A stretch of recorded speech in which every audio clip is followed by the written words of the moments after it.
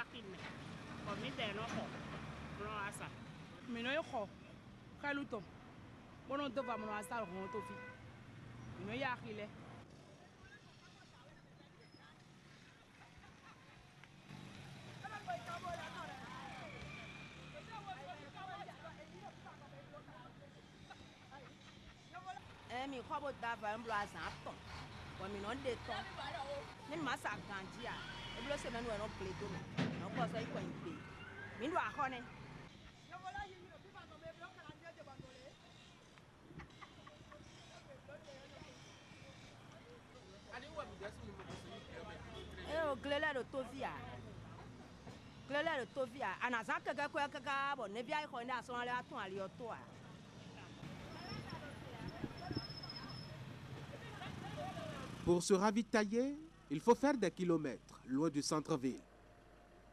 Des dizaines parfois.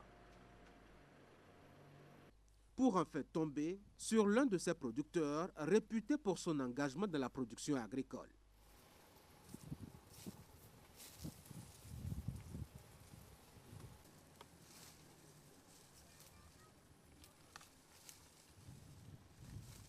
Tout le monde connaît Mathias, le cultivateur, des kilomètres à la ronde.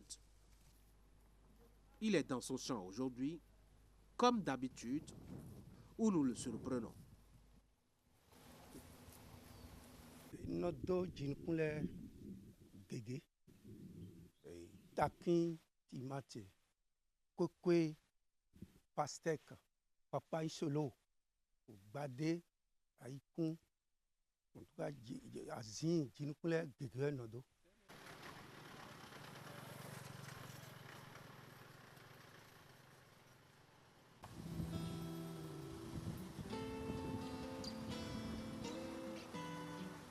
Kokwe yo mera kochi do ko yiwana bodo Mathias kokwe de sulo kono yome ne yana blogu mala si jadi do diaji on est d'accord de niveau bleu 7 bon wa yi nyawni champ de recherche nyawni to bible demande rejette bon il va savion mi bon il va fibo bon wa dorofi.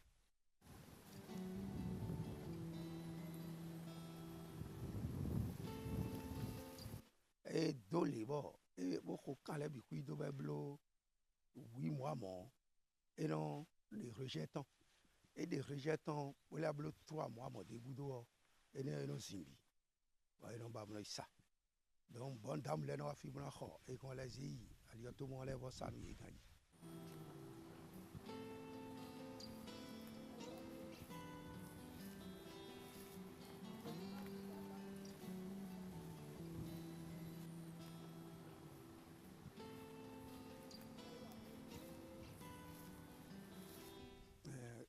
Koko ya do ganji yo, beaucoup ganji yo, et non 3500 nous rejet le coup.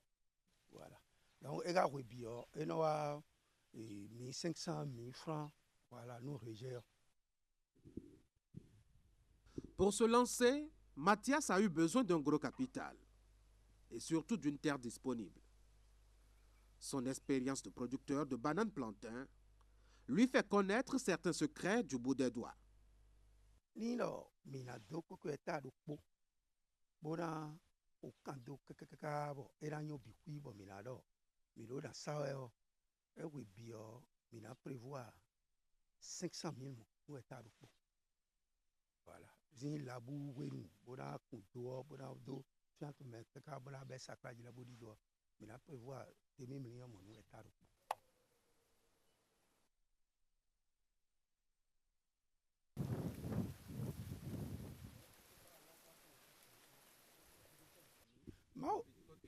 Mau da mi bo asimo origine ne 200 mo bo sa 3 000 et que 600 000 1000 francs que la demain 1500 que la demain en tout cas quoi ils ont mo quoi ils ont et non ils vont chia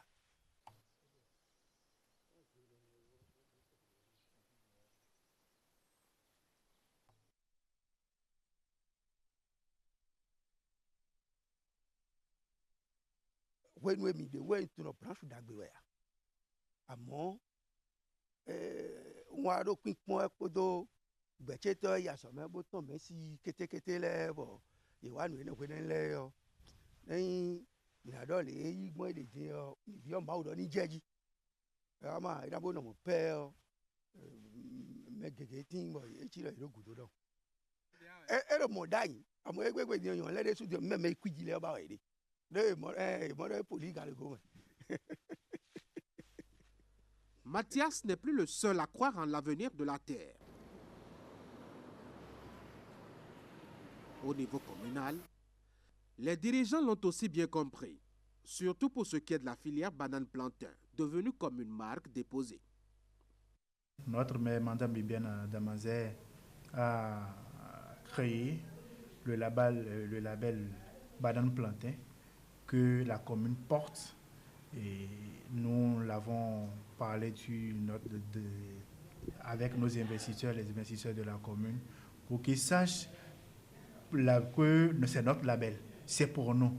Les bananes plantains, vous venez ici à n'importe quel moment où vous les trouvez. Donc nous les organisons en fait avec la TDA, nous leur donnons la formation qu'il faut aux agriculteurs pour qu'ils ne se perdent pas, afin qu'ils essaient d'évoluer dans la culture pour que toutes les grâces possibles, les catégories de bananes possibles, nous puissions trouver ce qu'il faut pour que le régime puisse bien donner, afin qu'eux-mêmes puissent se retrouver.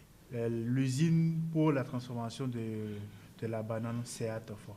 Ça se prévoit déjà, c'est pourquoi je vous ai dit qu'au niveau de nos investisseurs, nous débattons, le sujet est toujours en débat, pour que d'ici là, ça puisse être vraiment l'image de la commune de Tofo, la banane plantain.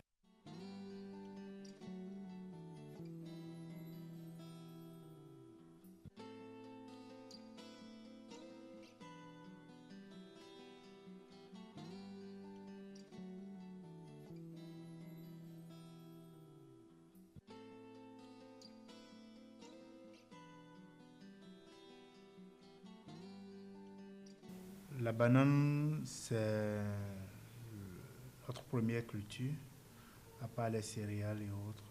C'est la banane, la souche même, c'est la commune de Tofo. Nous sommes le grenier de l'Atlantique et il n'y a pas de contre-saison chez nous. À n'importe quelle période, nous trouvons de la banane, de toutes les variétés. Même s'ils font d'autres, ils essaient de faire au moins en partie la culture des bananes dedans, dans ce qu'ils font. Que ce soit de la pastèque, du maïs, de soja, n'importe comment. Chacun essaie de faire, même si c'est un hectare ou demi-hectare, des bananes dedans. Ça peut s'estimer jusqu'à 45%.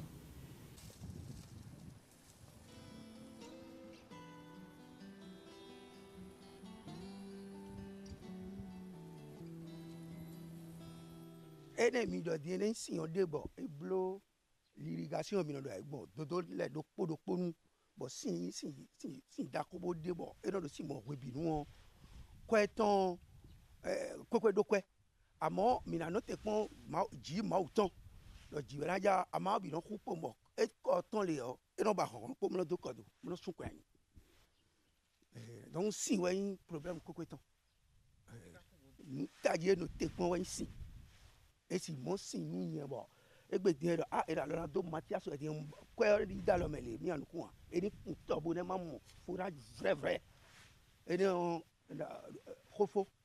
Pour l'approvisionnement de l'eau, la commune fait assez d'efforts à travers les projets de forage et autres, mais le gouvernement a pensé encore à nous dernièrement sur les adductions qui sera installée à Damé et qui va couvrir plus de 3 arrondissements ensemble. Donc la mairie et l'État central, nous courons pour que notre population soit indépendante vraiment vis-à-vis de l'eau. Après ça, je crois qu'ils n'auront qu'à l'utiliser pour leurs différentes plantations.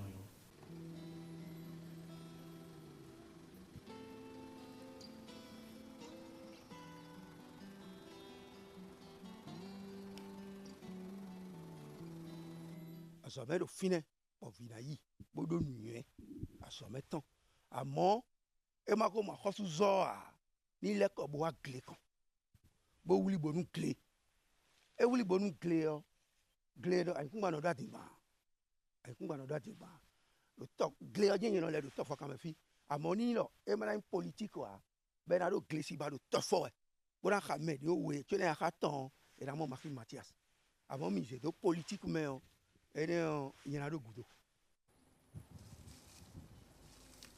La banane plantée reste aujourd'hui une spéculation de premier plan dans la commune. Elle appelle une organisation de la filière, mais surtout un processus de modernisation de sa culture. Des objectifs qui prennent priorité sur la politique de transformation locale encore loin de se concrétiser, même si la mairie de son côté y songe de plus en plus.